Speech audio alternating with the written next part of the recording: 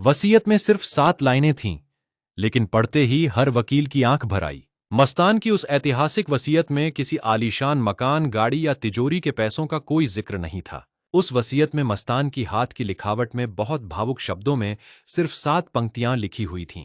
उसने लिखा था, ना मुझे अपने नाम का कोई मकान चाहिए, ना मेरी कब्र पर कोई संगमरमर की बड़ी इमारत बनवाना। मेरे कमाए पैसों में से हर एक पाई निकालकर इस शहर की गरीब और लाचार बेटियों की शादी में लगा देना, ताकि किसी गरीब बाप को अपनी बेटी के हाथ पीले करने के लिए किसी बड़े सेठ के आगे सिर न झुकाना पड़े। मस्तान की यह बात सुनकर वहां मौजूद कड़े दिल वाले कानूनविदों और जजों की आंखें भी श्रद्धा से भर आईं। मस्तान खुद को कभी कोई डॉन या बाहुबली नहीं मानता था। वह तो खुद को एक साधारण बिजनेसमैन और गरीबों का हमदर्द समझता था। उसकी वसीयत पर तुरंत अमल करते हुए उसी शाम मुंबई की 3 बेबस और अनाथ बेटियों का विवाह बड़े धूमधाम से कराया गया। जिन गरीब परिवारों के पास मंडप सजाने तक के पैसे नहीं थे, मस्तान की उस वसीयत ने उनकी जिंदगी में खुशियां भर दीं। शहर के लोग भले ही मस्तान के बारे में कई तरह की बातें करते थे, लेकिन गरीबों के लिए वह हमेशा मसीहा ही रहा।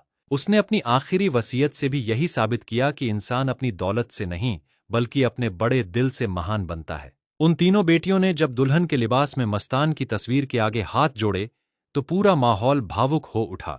मस्तान का यह फैसला आज भी मायानगरी के पुराने गलियारों में बहुत आदर और गर्व के साथ याद किया जाता है। लेकिन उन 3 बेटियों की शादी संपन्न होने के ठीक अगले दिन उसी वकील के दफ्तर में एक बूढ़ा डाकिया पहुंचा। उस डाकिये के हाथ में एक बहुत पुराना और फटा हुआ चमड़े का बैग था, जो सालों से मस्तान की हिफाजत में था। उस बैग के अंदर कोई जेवरात या पैसे नहीं थे, बल्कि 80 ऐसी पुरानी रसीदें और चिट्ठियां सहेज कर रखी हुई थीं।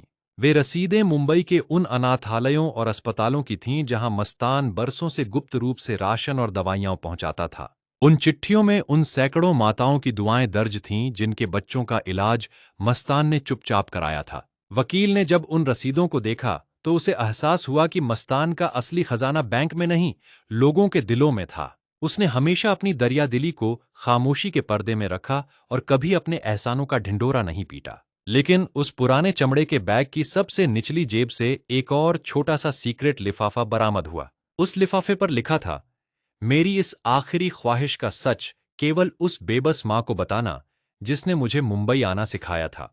उस अनाम लिफाफे में छिपी मस्तान के शुरुआती दिनों की सबसे भावुक सच्चाई जानने के लिए तैयार हो जाइए हमारी अगली खास पेशकश में। अगर आप इस ऐतिहासिक और भावुक किस्से का अगला सबसे दिलचस्प मोड़ जानना चाहते हैं, तो अभी कमेंट में टाइप करें, वसीयत।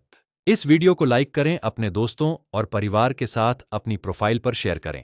हमारे साथ हमेशा ऐसे ही जुड़े रहने और अगला भाग सबसे पहले देखने के लिए चैनल को फॉलो/सब्सक्राइब करें।